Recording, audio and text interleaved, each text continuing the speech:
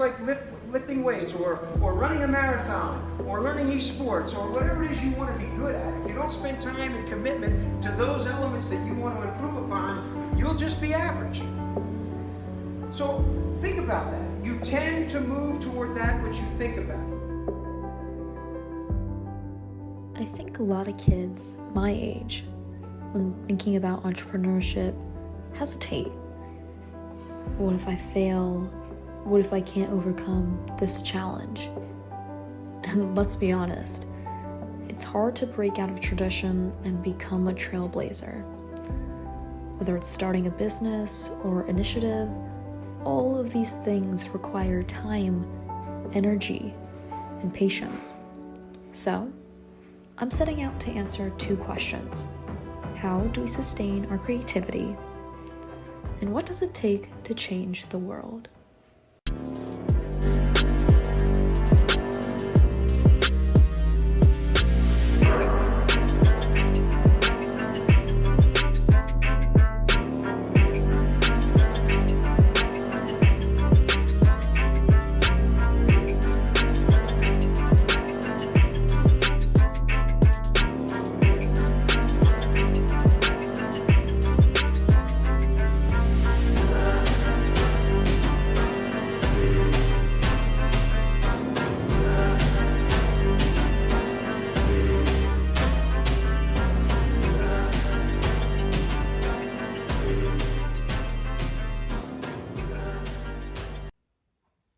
Hey everyone, it's Sonali, and welcome to the Lumina Show.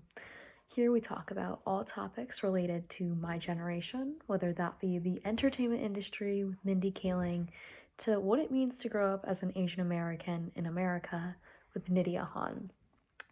Right now you're probably wondering a couple of things.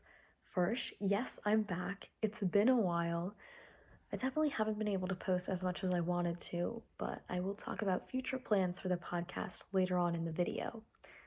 Second, I'm not with a guest right now, and I'm not interviewing a guest. This episode will be completely solo. But the main reason why I wanted to film this video was to update you on my life, specifically on what I've been learning about entrepreneurship thus far, and steps really anyone can take to become the most successful version of themselves. So as many of you know, I am part of a class in my high school called Innovation or Nova Lab.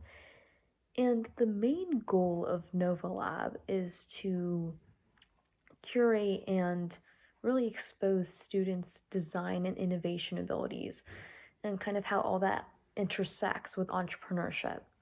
So one of the design projects that we've actually been able to complete recently is Build.org's Design Challenge. But I want to talk more about the steps to the design process that I learned throughout this challenge, because I believe that this is something valuable to anyone who's going to consider being an entrepreneur. And I think the most unique part of this challenge was that it utilized the 5 human-centered design process. So the first step of the human-centered design process is empathize.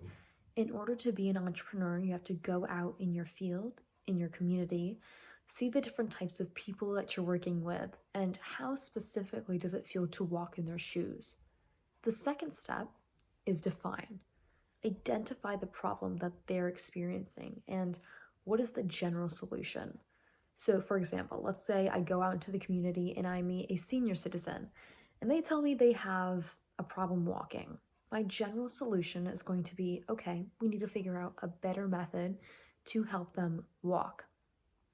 The third step, ideate. This is your brainstorm phase. This is where you're going to put together a bunch of different ideas to meet the solution. Here you're going to cluster ideas together that are like-minded. So while we might have our general solution of, oh, we need to help this person walk, we could brainstorm an idea of, okay, now here's a specific way we're going to improve their walker. So the third step is ideate. The fourth step is prototype. This is when you sample sketches of your designs and your ideas and see how the people that you're aiming to cater towards will actually use your product. And finally, the fifth step is test. This is where you put the products into practice, see what fails, see what works. And if it does fail, you go back into the design process and start again. Now, this may or may not be familiar to a couple of you, and a lot of the times, the design process is very similar to the scientific method for me. Observe, hypothesize, predict, experiment, conclude, and so on. But I think the biggest difference between the scientific method and the design process is that the design process is humanizing design solutions. Everything has to do with empathy. The very first step was empathize. And my innovation might be great in my eyes, but it won't be great in my client's eyes if it's not suitable in their daily life. And one of the biggest things I've enjoyed about Nova Lab is that it's allowed me to learn more about myself and experience more than I might in any other typical core subject class: math, social studies, English.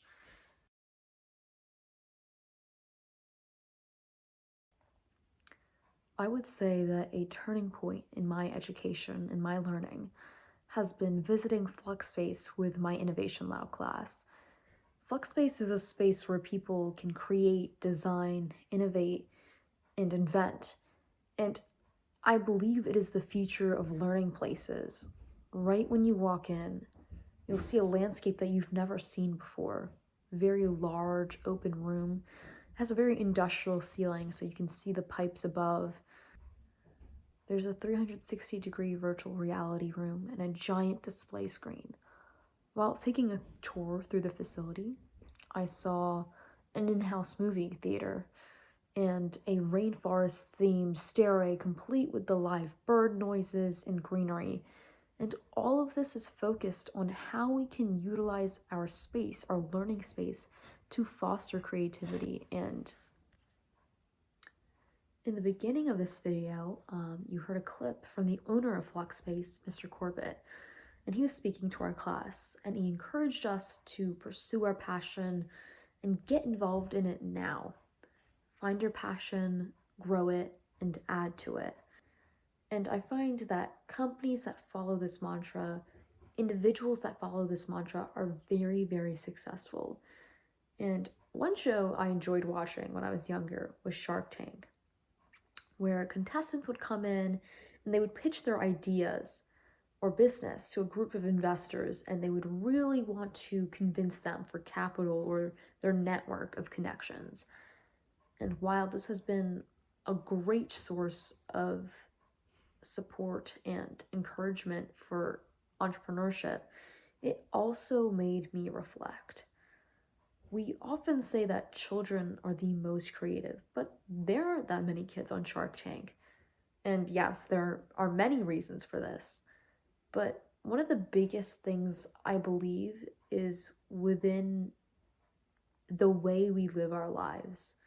As kids, we've surrounded ourselves with things that need to be done: school, sports, after-school clubs, music. The time to pursue your passion or be an entrepreneur is limited. But if there's one thing I've learned, is that if there's something you care about, you're going to find the time to do it. 10 to 15 minutes a day. Focus on your entrepreneurial pursuit or goal is better than nothing. And in the beginning of this video, I pitched 2 questions. How do we sustain our creativity? And what does it take to change the world? While I don't have the answer to that now, I want to figure it out with the rest of my time in Nova Lab. My goal moving forward is to apply what I've learned and push myself to take the next step, to be an entrepreneur. I want to continue a new project alongside this podcast, updating you all on the way. I truly would encourage everyone to embrace this message as well. Thanks for watching the Lumina Show, and I'll see you next time.